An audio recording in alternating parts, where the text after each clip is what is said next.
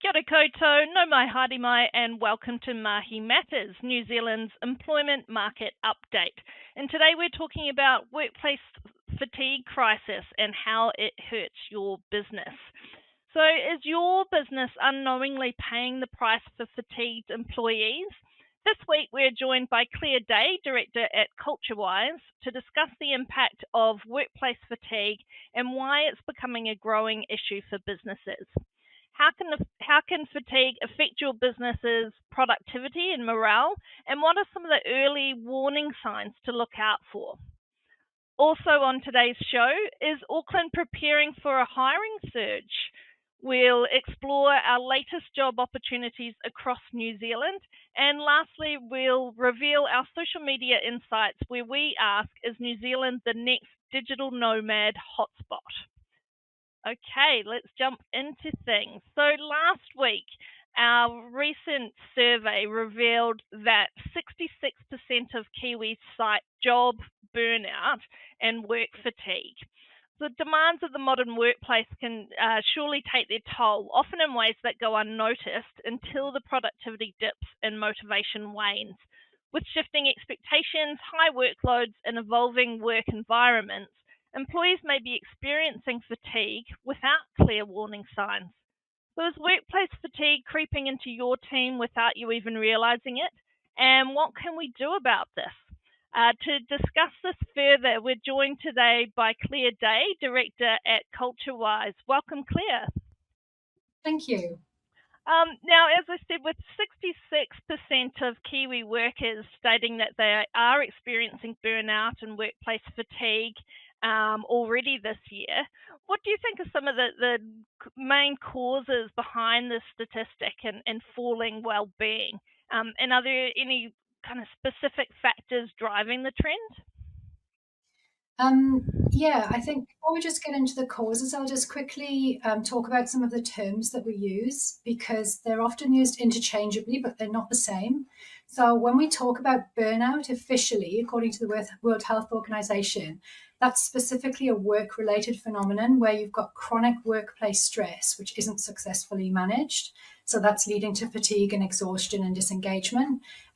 Stress generally, some stress is good. It's our body's natural response to pressure across all areas, but it's when it becomes chronic and unmanaged that it takes the toll. Fatigue equally is a normal response to any kind of exertion, whether it be physical, mental, emotional. It can cause lack of sleep and lots of short-term stress, but it resolves with rest and recovery. So it's temporary. That's fatigue. When we get to chronic fatigue, though, it's a prolonged state of exhaustion, which doesn't resolve with rest. So we have to address the underlying causes of that challenge, which is often lack of sleep, health conditions, burnout, persistent mental and emotional strain. So I think what we are seeing at the moment is actually beyond burnout. So it's not just linked to the work that people are doing and what's happening for them in a work environment. I think we're talking rather about chronic cumulative stress that's actually coming from all assets of life. So just wanted to sort of clear up some of those terms before we get into it. But if we're talking about the causes of actual burnout, so specifically work-related, in a work environment, probably the main thing I think would be at the moment, from what I'm hearing, is excessive workload. So unrealistic expectations, constantly doing so much, long hours, etc. That's probably the first one. And the other one is uncertainty and managing change. So we all know there's a lot of restructures going on and redundancies happening. everywhere we look, there's challenges, and that attrition increases the workload of the people who are left. And there's a lot of let's do more with less. So that's uncertainty is really, really hard for people, especially because it's impacting them financially. The culture can cause burnout. So how things are done around here, the tone that's set, specifically by the leadership as well. Like leaders, are they technical in their ability, or are they great leaders? Have they got good leadership skill, or ideally have they got both? Because their leadership skill helps people feel valued and supported. And if they don't have that, there can be increased burnout. Another thing is interpersonal conflicts. So that's one of the big things we see when we do our engagement surveys is people with inappropriate behavior, disruptive individuals, that can really impact team dynamics and can impact that feel of burnout over time. A couple of other things like hybrid working. People really value it, but there's a lot of adapting happening at that, especially in government organisations. There's a lot of come back to work, and some people are struggling with that. And skills shortages would probably be another challenge from a work environment perspective. They're probably the main causes of burnout. But if you want me to talk to you about the wider stresses, yeah, well, go? I'll just comment on that briefly. So I'm sure there's lots of people who have been listening to that list, and as I say, you've got more to add to there. But those main causes, I'm sure they're going, yes, that one. Okay, that sounds like me. It does seem, particularly after a tough year last year for a lot of people, that there's kind of been this perfect storm brewing where a lot of those factors would have come into play for many of our kaimahi. And what kind of impact does that overload and, as you said, kind of chronic workplace fatigue have on team morale and productivity? And I guess on leading from that, what are the long-term consequences if the business either doesn't realize or are too slow in doing something about that? Well, can I just quickly just jump back to talk about the other things that are impacting people, because this actually has a massive impact on how we turn up at work. So we've got all of those work issues that we talked about before, but we've actually got some global challenges people are facing. There's a massive element of news fatigue. I don't know if you've spoken to people who say, I just can't watch the news anymore. I can't deal with it. So there's international conflicts, there's weather events. I mean, look what happened in Australia last weekend. We've got climate issues, we've got extremism. So you put the TV on, the world's a bit of a basket case and people are struggling with that. And then you look in a national perspective, you've got economic challenges, you've got a lot of businesses that are struggling. Yes, interest rates and inflation are coming down, but they're still quite high. The cost of living crisis is massive for people. There's political division. And then on a personal level, so you're talking about layers. So you've got your work stuff, you've got your global stuff, you've got your national stuff. And oh, by the way, we're all individuals with families and concerns. And so a lot of people have got health concerns, physical and mental concerns, family responsibilities. We talk about the sandwich generation where people are looking after parents and children. We're supporting others. 60% of Kiwis live in a household where someone in that household has a long-term health challenge. So those financial pressures, cost of living, it really adds up to sort of build that picture. And that impacts food choices and the quality of health from that perspective as well. So my main point here is our general well-being that we bring to work is rarely impacted by one or two stresses in isolation. Like these pressures are all layering, and work-related pressures don't exist in a vacuum. And people bring their whole selves to work. So they're impacted by all of these things. And that's an extra challenge for leaders, because leaders are dealing with all of that for themselves and they're having to guide others through the process, which actually puts that layer of challenge on. So sorry, I've sort of gone on about that, but I think it's really important that we look at what's actually happening beyond just the workplace causes. Okay, and what impact does overload and workplace fatigue have on team morale and productivity? And I guess, are there any long-term consequences for businesses that don't do a good job at addressing that? Yeah, there's lots of impacts on productivity and morale. There's lots of impacts in terms of we see lower productivity and efficiency because exhausted people do struggle with focus and decision making and completing tasks. We see decreased engagement and morale. When there's chronic stress, people get frustrated and there's an element of detachment there and some resentment. So that's an impact. We see increased absenteeism and turnover. So people have more sick leave. Ultimately, there is more people leaving potentially, and stress-related absences. Turnover's got a massive cost, as you know. We see potentially more errors and reduced innovation because people don't have the bandwidth for actually thinking creatively because they're just doing all the time. And also it can really strain team dynamics.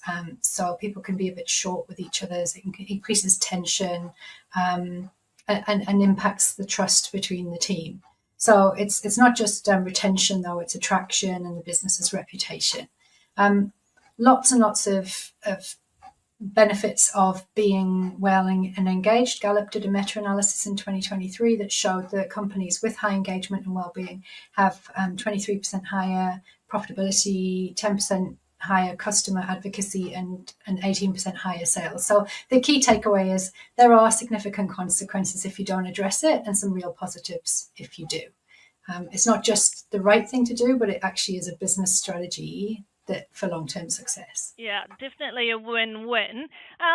With Yes. that in mind, do you think that businesses are doing enough to address workplace fatigue? And is there a gap between that awareness and actually taking action? I think so. I think that there's a lot of good intent, and there's a lot of great intentions. We did a leadership check-in survey 3 months ago, and we asked people how they were doing and what their priorities were and what they're doing in the wellbeing space. And there is some good work happening in this space. So there's some good conversations happening. People are starting to incorporate wellness-focused conversations into regular check-ins and communications. People are doing wellbeing sessions, which is good. And there's quite a few conducting those in terms of some workshops and training, mental health events.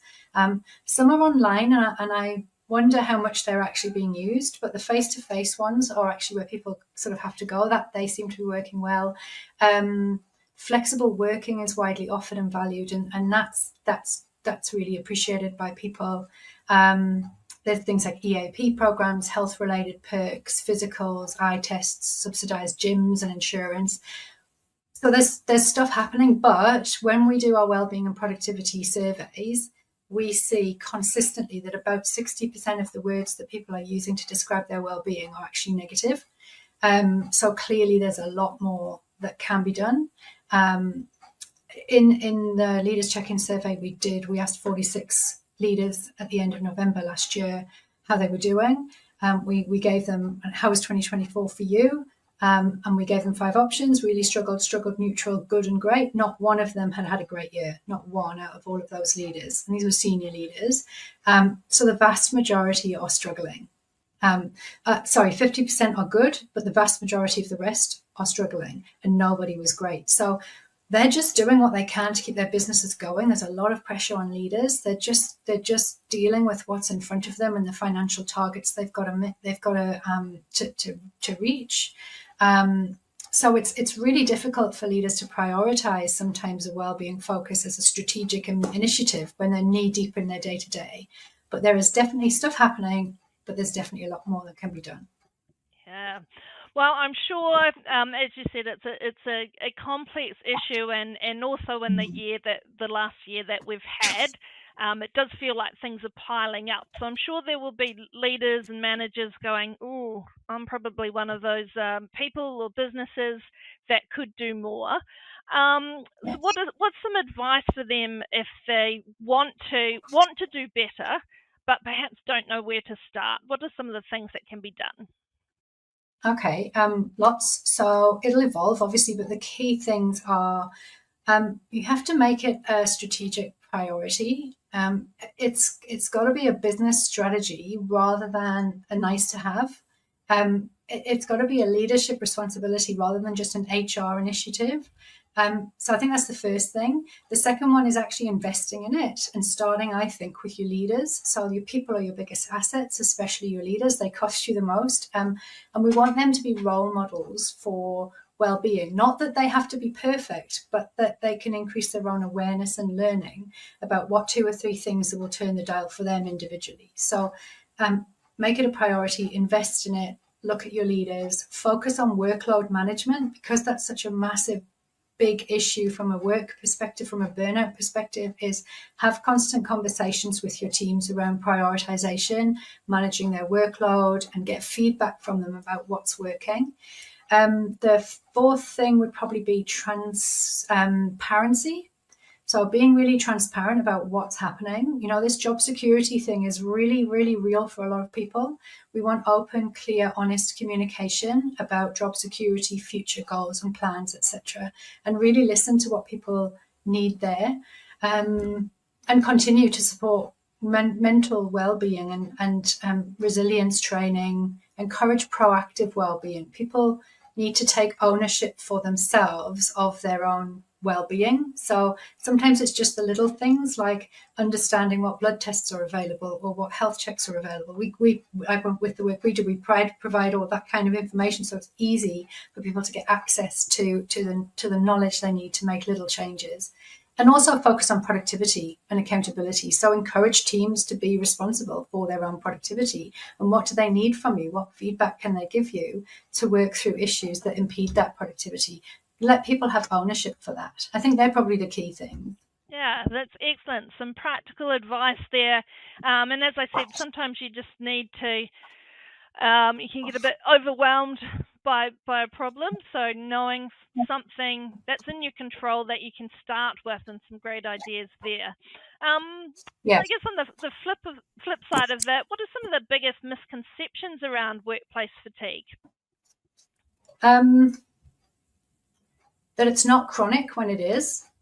That it can just, they're not really appreciating the ongoing constant impact of this constant pressure, and that it can be solved easily with quick fixes. So have a holiday, have a break, you'll be fine. That last year, this Survive Till 25 thing was quite hard, I think, because it set up this somehow that magically in 25 things were going to be different. And yes, we had a bit of a break, but actually, at first people were quite comfortable in January, feeling quite good, but I've spoken to some people now and they feel like they were in November again, because things are just so full on. So quick fixes don't fix chronic fatigue that's caused by a sustained overload and imbalance. So that's another misconception. Some businesses think it's not our job to fix things that are outside of work, and it's true. Businesses can't control personal struggles and issues, but because they impact how people show up, it's smart leaders will actually consider how to support people in those spaces. People think it's an individual problem about someone's personal resilience, that it's not an organizational issue, but it is because workplace culture and leadership and the expectations that we have for people, if they're unrealistic, and poor job design, all play big roles in how people turn up in their personal resilience. But also, are there any systemic things that are impacting that?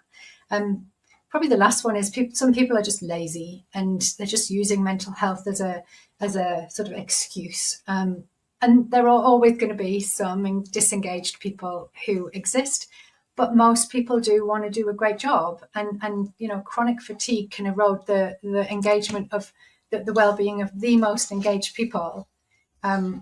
So that there are quite a few misconceptions out there, and I think the more that we can do to try and address them, the better.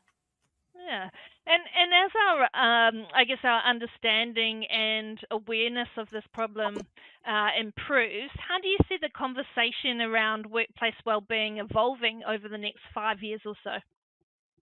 I think that the people who really invest in it will be the ones that start to see they're outperforming their competitors. They're getting really good talent attracted to them. They're retaining great talent. They're sustaining that long-term growth. I think leaders need to decide, are we going to try to get ahead of the curve now, or are we going to play catch up later? And some of those key trends will be, I think we'll start to see that return on investment in the well-being. So people will take take it more seriously. It'll become probably, I'm hoping, more mainstream, less of a nice to have, and more a core business strategy, which is embedded in sort of the leadership decisions.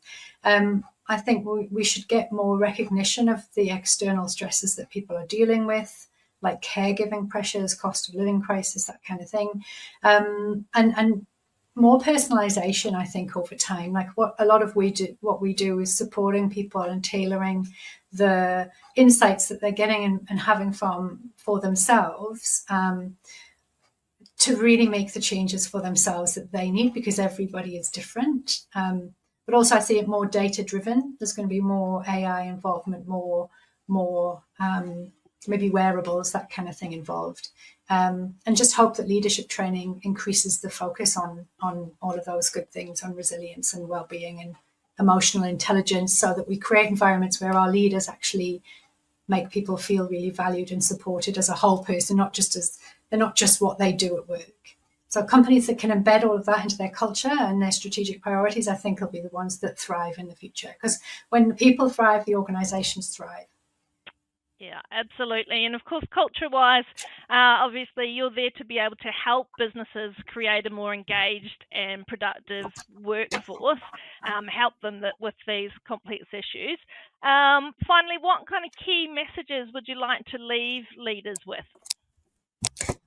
Well, first of all, from that leader check-in that we did, I just want leaders to know that if they're struggling, they're not alone. Like, if you're looking at 46 leaders, senior leaders, none of whom had a great year last year, and a load of them are struggling. Like, if you're struggling as a leader, then you're not alone.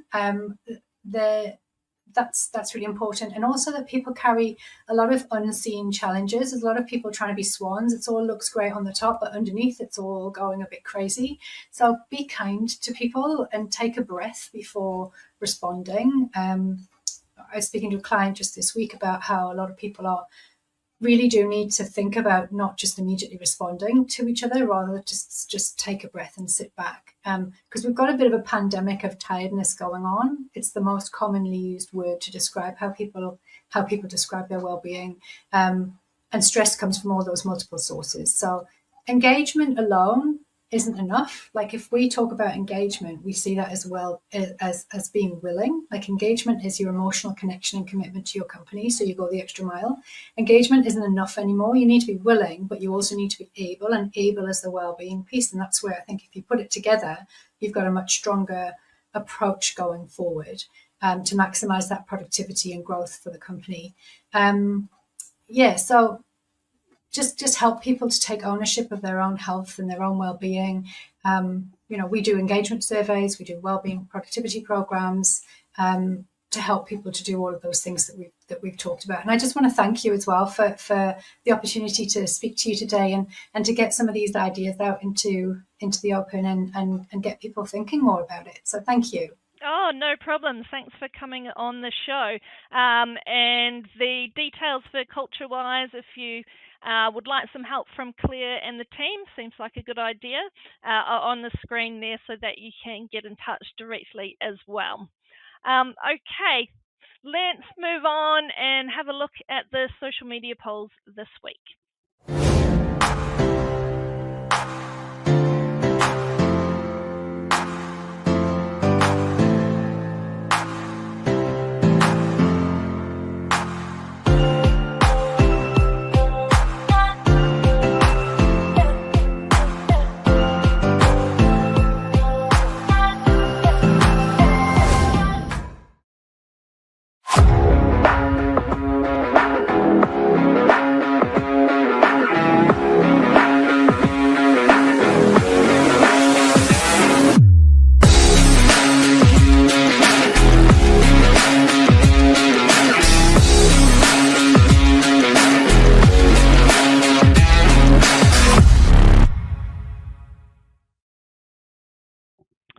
Okay, well, our producer Jacob has clearly taken my calls for more positive topics for Mahi Media to heart.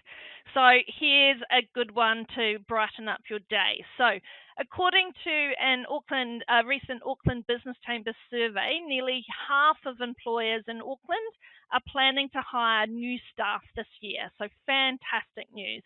And it's a promising sign that although the market is still finding its feet, the worst may be behind us. At Frog, we're seeing this shift firsthand. So with more of our clients beginning to rebuild their teams and hire for growth-focused roles. It's a cautious but encouraging step towards a more buoyant job market. Adding to that optimism, New Zealand's gross domestic product grew by 0.7. Any gain's a good gain, so don't knock the 0.7% in the December 2024 quarter. And promisingly, 11 out of 16 industries showed growth. The biggest gains came from rental, hiring, and real estate services, retail, trade and accommodation, and healthcare and social assistance. So this growth has likely been driven by increased consumer spending, a rebound in tourism, and stronger demand for services as businesses regain confidence.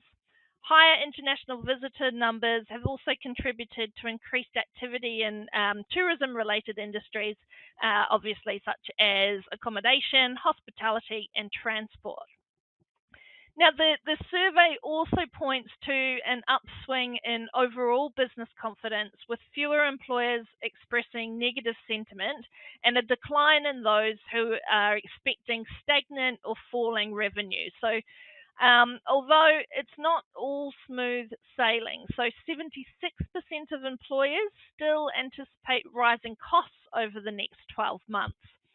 So while Auckland businesses aren't quite out of the woods yet, the signs are clear. We're definitely on the road to better times ahead, and it couldn't come a moment too soon. Let's take a look at some of our hot jobs this week. And this week's latest job opportunities are presented by the 2025 Market Report Survey. So this is your last chance to have your say on the future of work and to help us identify salary trends, talent attraction, and retention strategies in your industry. So make sure follow the link through to be able to have your say with what's going on in your part of the world in terms of work. As always, just a sample of the jobs that we have on offer. And as I said, we're getting more and more jobs through, which is great to see in both Auckland and Wellington. That is it for today's show. Thanks so much for joining us again. We look forward to seeing what's happening in the world of work next week. See you then.